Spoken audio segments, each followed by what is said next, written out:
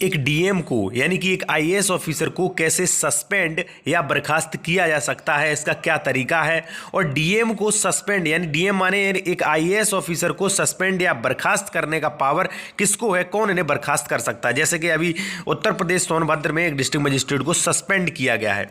तो सबसे पहले मैं आपको बता दूं, आईएएस अधिकारी जो होता है पूरे जिले का सबसे प्रभावशाली व्यक्ति होता है। वह जिले के हर विभाग को मार्गदर्शन देता है, चाहे वो पुलिस विभाग हो या स्वास्थ्य विभाग हो, चाहे शिक्षा विभाग हो। केंद्र में सभी मंत्रालयों में सचिव आईएएस अधिकारी होते हैं, चाहे मंत्रालय कोई भी हो। जितना कठिन इनकी सर्विस में प्रवेश करना है उतना ही कठिन इन्हें सर्विस से निकालना है। दोस्तों, यदि इन्हें के बर्खास्त या सस्पेंड के बारे में बात करें तो आईएएस अधिकारियों के सेवा नियम तथा बर्खास्ती के नियम संविधान के अनुच्छेद 311 में वर्णित हैं। इस अनुच्छेद में संघ या राज्य के तहत सिविल सेवाओं वाली रैंक के व्यक्तियों की बर्खास्तगी, निष्कासन या उनकी रैंक में कमी के मामलों का वर्णन है। देखिए, सबसे पहले आपको बता दूं कि एक डीएम यानी कि एक आईएएस अधिकारी का निलंबन यानी कि अंग्रेजी शब्द सस्पेंड कैसे होता है। सस्पेंड वही जिसमें नौकरी पूरी तरीके से नहीं जाती है। किसी राज्य के मुख्यमंत्री को एक आईएएस ऑफिसर को सस्पेंड करने का तो अधिकार है, लेकिन उसके बाद सस्पेंड करने का कारण उसे कैडेट कंट्रोलिंग अथॉरिटी को भेजना होगा। वह ही उस पर फैसला लेगी। वह चाहे तो सस्पेंशन को यानी कि जो भी सस्पेंड किया गया है उसे हटा भी सकती है, और लापरवाही के मामले में राज्य सरकार किसी आईएएस अधिकारी को कार्रवाई करते हुए उसको निलंबित भी कर सकती है। यानी कि स्पष्ट है कि राज्य सरकार एक आईएएस ऑफिसर को सिर्फ और सिर्फ निलंबित यानी कि सस्पेंड ही कर सकती है, उसे बर्खास्त नहीं कर सकती, यानी कि उसकी सेवा समाप्त नहीं कर सकती है। क्लियर हो गया।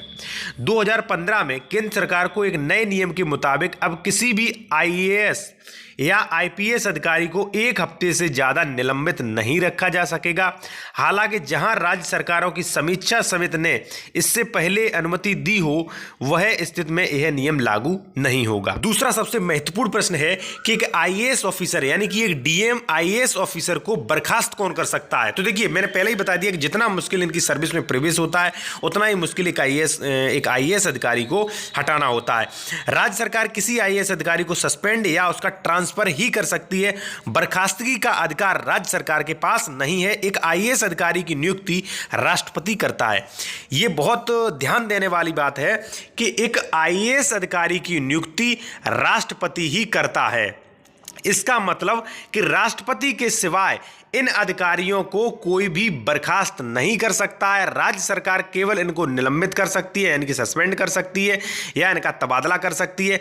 बर्खास्तगी का अधिकार राज्य सरकार के पास नहीं है। एक आईएएस ऑफिसर को बर्खास्त करने का अधिकार उसे ही है जो इनकी नियुक्ति करता है, यानी कि एक आईएएस ऑफिसर की नियुक्ति राष्ट्रपति करता है। सीधा है कि एक आईएएस ऑफिसर को बर्खास्त भी राष्ट्रपति ही कर सकता है। एक बात मैं आपको बहुत महत्वपूर्ण बता दूं कि देखिए, निलंबित तो यानी कि सस्पेंड तो अपने से बड़े अधिकारी कर सकते हैं, ठीक है, लेकिन सेवा समाप्ति डिसमिस बर्खास्त जो है वो वही अधिकारी कर सकते हैं जिसने उस अधिकारी को नियुक्ति दिलाई हो। जैसे मान लीजिए एक डीएम की नियुक्ति जो है, एक आईएएस ऑफिसर की नियुक्ति जो है वो देश का राष्ट्रपति करता है, तो उसे राष्ट्रपति ही बर्खास्त कर सकता है। और जो पीसीएस होते हैं यानी कि जो स्टेट पीसीएस होते हैं यानी कि स्टेट गजेट के जो ऑफिसर होते हैं, स्टेट गजिस्ट्रेट ऑफिसर, उनकी नियुक्ति जो है वो राज्यपाल करता है। तो उन्हें बर्खास्त भी केवल और केवल उस प्रदेश का राज्यपाल ही कर सकता है। ठीक है, तो आप समझ गए होंगे कि एक डीएम एक आईएएस ऑफिसर को बर्खास्त कौन कर सकता है, निलंबित कौन कर सकता है।